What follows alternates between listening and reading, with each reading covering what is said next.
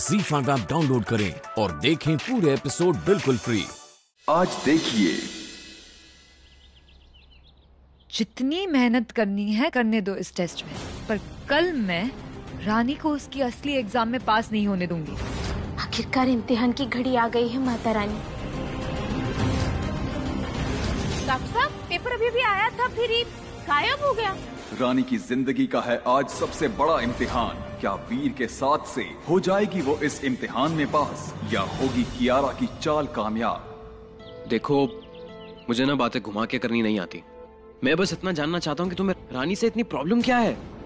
इतनी खिलाफ क्यों हो तुम उनके? Are you kidding me? Seriously Vikram, तुम मुझसे ये सवाल पूछ रहे हो कि मैं उसके खिलाफ क्यों हूँ? Calm down. हम सिर्फ बात कर रहे हैं ना, मैं सिर्फ पूछ रहा हूँ तुमसे। वैसे भी गलती तुम्हारी थी कियारा, तुम्हें उनका नेकलेस निकाल के नहीं फेंकना चाहिए था। अब अगर वो गवार उस चीप स्टूपिड से नेकलेस के लिए पानी में चली गई तो वो मेरा प्रॉब्लम नहीं है। हाँ ठीक है, तुम्हारे लिए वो नेकलेस चीप होगा, घटिया होगा, बेकार होगा, लेकिन उनके लिए तो उसकी कुछ इंपॉर्टेंस है ना। अरे वो तो अच्छा है कि ब्रो टाइम पे पहुंच गए, वरना कुछ हो जाता भाभी साहब।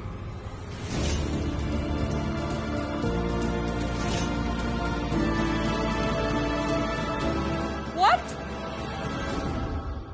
I mean, अगर रानी को कुछ हो जाता कियारा भाभी साहब, तो हम घर पर क्या जवाब देते? You know, यही प्रॉब्लम है। प्रजावत की दोनों कुंवरों को मेरी नहीं, एक नौकरानी की पड़ी है। I mean, जिसका जब मन करता है मुझे आके सुना के जाता है। मतलब मेरी फीलिंग्स तो मैटर ही नहीं करती है ना। नहीं कियारा, ऐसा नो विक्रम, तुम सुनो मेरी बात। वीर मेरा होने वाला मंगेतर है। वो मुझे कुछ भी बोलेगा ना, मैं चुपचाप सुन लूंगी। पर तुम मेरे कुछ नहीं हो। तो अपनी फालतू की बकवास और ये ज्ञान है ना, किसी और के लिए बचा के रखना। Because I don't care. Veer के छोटे भाई हो ना, इसलिए इतना टॉलरेट कर रही हूँ, वरना तुम जैसे लड़कों को तो मैं हाय हेलो तक ना करूँ। आया बड़ा मुझे समझाने वाला। पर तुम मेरे कुछ नहीं हो। उतारिए, हमें कुछ नहीं हुआ है, बस थोड़ा प्लीज चुप रहिए रानी आप। डॉक्टर साहब, आराम से। डॉक्टर साहब, कियारा जी हमें देख लेंगी तो पता है ना क्या होगा। कुछ नहीं होगा, रिलैक्स। पहुंच गए ना हम। पानी ले आना। हाँ, हम देखते। उसे लेकर लीजिए। अब पानी नहीं, हम पानी लेकर आते हैं। ठीक है। डॉक्टर साहब, आप तो ऐसा बर्ताव कर रहे हैं जैसे कोनो बड़ा बीमारी हो गया है हमें। आज जो हुआ है वो दोबारा ना हो, इसलिए मुझे जल्द से जल्द कुछ करना पड़ेगा रानी। क्या मतलब ये कि इस तरह हम कियारा के डर से कब तक जीते रहेंगे हम? डॉक्टर साहब, लेकिन कियारा जी का तबीयत सही। हाँ मैं जानता हूँ उनकी तबीयत खराब है, लेकिन इसका मतलब ये नहीं है कि वो हर बात पर आपको जलील करते रहे। आज आपका हार उन्होंने दरिया में फेंक दिया, आप डूबते डूबते बची हैं रानी। इस बात ने मुझे अंदर से हिला कर रख दिया है रानी। डर बैठ गया मेरे अंदर। डॉक्टर साहब, आप कुछ ज्यादा ही सोच रहे हैं। मैं ज्यादा सोच रहा हूँ। कल आपका एग्जाम है, याद है आपको? आपको पढ़ाई करनी थी और अब देखिए इन चक्करों में पड़ी। आज तो आप बच गई, लेकिन आपका करियर, आपके सपने आपसे दूर जाते हुए नहीं देख सकता मैं रानी। डॉक्टर साहब, आपके मन में चल क्या रहा है? ये सब क्यों सोच रहे हैं आप?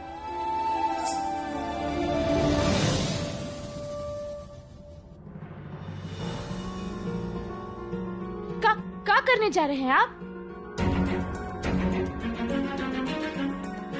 Hi doctor, how are you? जी हाँ, कियारा के बारे में बात करने के लिए आपको फोन किया मैंने। वो दवाइयाँ चल रही हैं उनकी, लेकिन उनके बिहेवियर में कोई चेंज नहीं आ रहा है। इनफैक्ट वो और एग्रेसिव होती जा रही हैं और मुझे तो लगता है उनकी एक्शंस पे कोई कंट्रोल ही नहीं है उनका। वो बात बात पर गुस्सा करती रहती हैं, जिसका कोई मतलब ही नहीं है। 1 हफ्ता हो चुका है। क्या आपको लगता है कि उन्हें जयपुर वापस ले जाना चाहिए? क्योंकि इस ट्रीटमेंट से वो बेटर नहीं, बदतर होती जा रही हैं, और अब तक तो काफी समय हो चुका है डॉक्टर।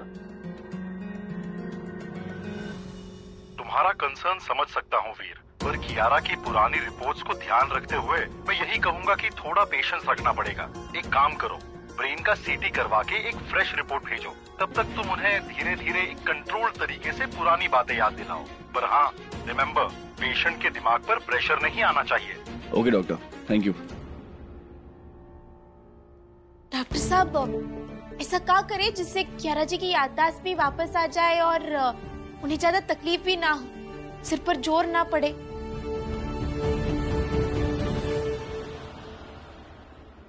मुझे पता है कि मुझे कियारा को क्या याद दिलाना है। तुम भले ही मुझसे जितना गुस्सा हो जाओ, पर मैं तुम्हें ठीक करके रहूंगा कियारा। हाँ बुड़बक, हम कियारा जी का दवाई देना फिर से भूल गए। अभी जाकर देकर आते हैं। हाँ अब नहीं भाभी साहब, मैं हूं ना, आप रेस्ट कीजिए, मैं जाता हूँ। हाँ रानी, आप रेस्ट कीजिए। ठीक है देवर जी, शुक्रिया। Thanks Vikram.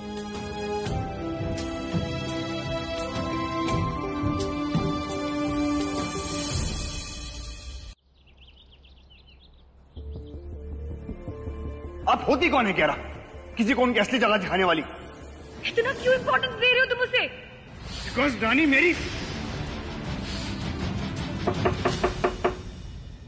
Come in.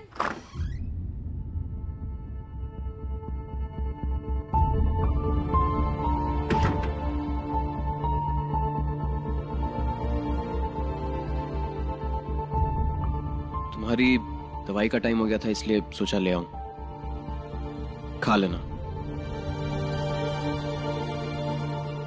Vikram,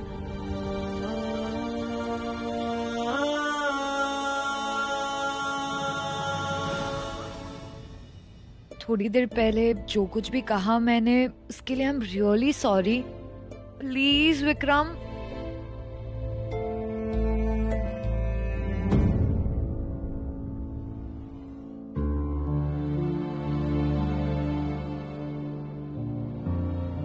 जब भी कोई मेरे और वीर के बीच में आने की कोशिश करता है ना, तो पता नहीं मुझे क्या हो जाता है। प्यार करती हूँ ना मैं उससे, इसलिए बर्दाश्त नहीं कर पाती।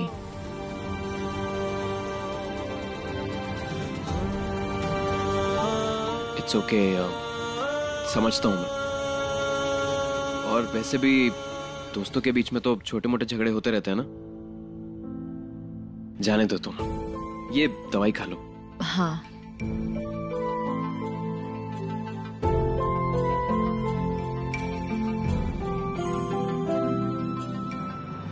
कियारा को धीरे धीरे एक कंट्रोल तरीके से पुरानी बातें याद दिलाओ और उनके रिस्पॉन्स के हिसाब से आगे बढ़ो। पर हाँ, ज्यादा प्रेशर मत देना। कियारा, हाँ? तुम्हें कुछ याद है उस रात के बारे में? कौन सी रात? वही वैलेंटाइंस डे, डांस कंपटीशन हुआ था, शॉट पे शॉट मारे थे, बहुत पीली थी, फुल नशे हो गए थे। उसके बाद फिर वो मंदिर तक ड्राइव, गाड़ी के बाहर नोक झोंक, और फिर वो सामूहिक विवाह, 7 फेरे। याद आ रहा है?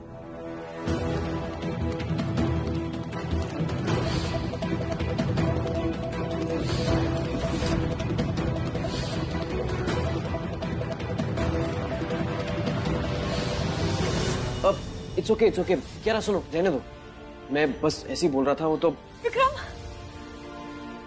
मुझे याद आ गया। विक्रम, मुझे सब याद आ गया। सच? क्यारा कहाँ जा रही हो? क्यारा, पर हम क्या कह रहे हैं डॉक्टर साहब, एक बार वो रिपोर्ट वहाँ निकलवा के भेज तो दीजिए। उसके बाद आपके वो डॉक्टर दोस्त क्या कहते हैं, उसके हिसाब से फैसला करते हैं कियारा जी को कितना बताना है और कितना नहीं। वीर, मुझे सब कुछ याद आ गया।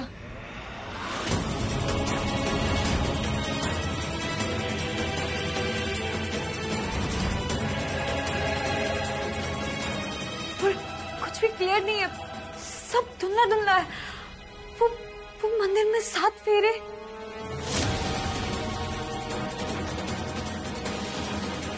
पंडित के मंत्र और वो हवन की आग, मेरे मांग में सिंदूर भी था, और यही सब हुआ था ना वीर?